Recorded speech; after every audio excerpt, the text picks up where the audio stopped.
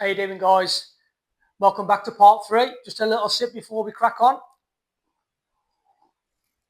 Right, guys. So the topic I want to talk about today, guys, is the journey from primary school, junior school, secondary school, and so on and so forth. Now, yeah, it might seem boring to some people, but during this year, a lot of the SATs was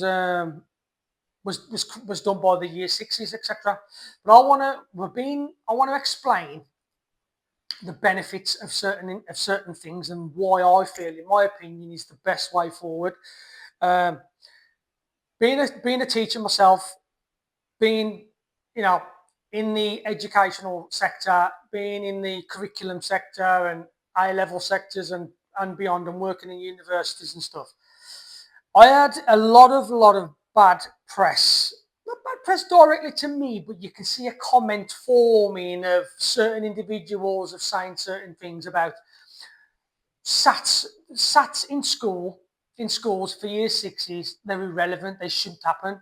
Now, in my motto is, if you're going through year six, so year one to year six, all the way up, or whatever it is, and you've gone to school all them years and you've generated knowledge about everything, excuse me, why shouldn't you be tested at the end of that?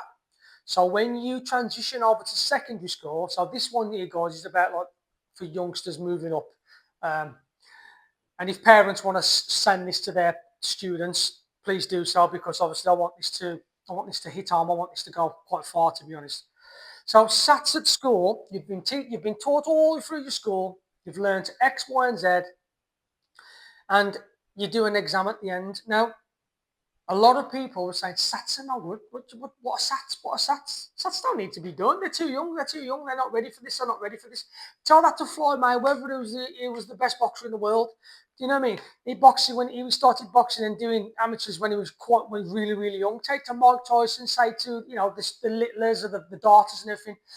Say to them who really started really young and then they've achieved great things in life. That's the same thing with your SATs. SATs, GCSEs, A levels, university, and then you got a job. Okay, so SATs, guys, it sets you up for understanding what tests are, giving you a brief understanding of, okay, so what I've learned, I'm going to do a test on to see how far I've got. It gives you an understanding of how an exam area is set out.